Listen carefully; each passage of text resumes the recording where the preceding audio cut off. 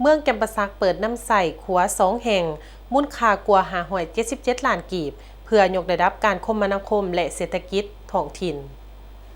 เมืองแก่นปะซักแขวงแก่นปะซักได้มีพิธีเปิดน้ำใส่ขัวขามหวยย่างและขัวขามหวยมันป่าอยู่บ้านหวยมันป่าตะแสงหนองผำเมืองแก่นปะซักอย่างเป็นทางการด้วยมูลค่าการก่อสร้างทั้งหมด577ล้านกว่ากีบโครงการดังกล่าวถือเป็นบัตรกล่าวสำคัญในการยกระดับโครงสร้างพื้นฐานเพื่ออำนวยความสะดวกในการสัญจรและสุขอยู่การขยายตัวทางด้านเศรษฐกิจสังคมของชุมชน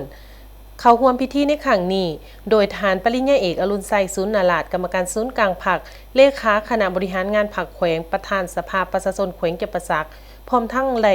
ลันของเก่าบาทเพื่อเป็นสิริมงคลมีทานวิไลศักดิ์ศูนย์ทรกรรมการพรรคแขวงเลขาพรรคเมืองแก่นปะซักฐานสุกิตาอินทจักรห้องเลขาพรรคเมืองประธานคณะกรรมการปกครองเมืองแก่นปะซักพร้อมด้วยคณะนำขันแขวงเมืองตะแสงน้องผำผู้ประกอบการและประชาชนท้องถิ่นเขาห่วมอย่างพร้อมเพรียงขัวดังกล่าวมีขนาดความกว้าง4เมตรและความยาว 39.69 เมตรซึ่งเป็นเส้นทางคมนาคมยุทธศาสตร์ที่ช่วยอำนวยความสะดวกในการสัญจรเฮ็ดให้การเดินทางไปมาของประชาชนมีความปลอดภัยและว่องไวขึ้นสุขอยู่การค้านำเข้าส่งออกท้องถิ่นอำนวยความสะดวกในการขนส่งผลิตภัณฑ์และสินค้าของพ่อค้าแม่ค้ายกระดับคุณภาพชีวิตสะท้อนให้เห็นถึงความร่วมมืออย่างแน่นแฟ้นระหว่างภาครัฐภาคส่วนเกี่ยวข้องและชุมชนในการพัฒนาท้องถิ่นให้เจริญก้าวหน้าอย่างยืนยง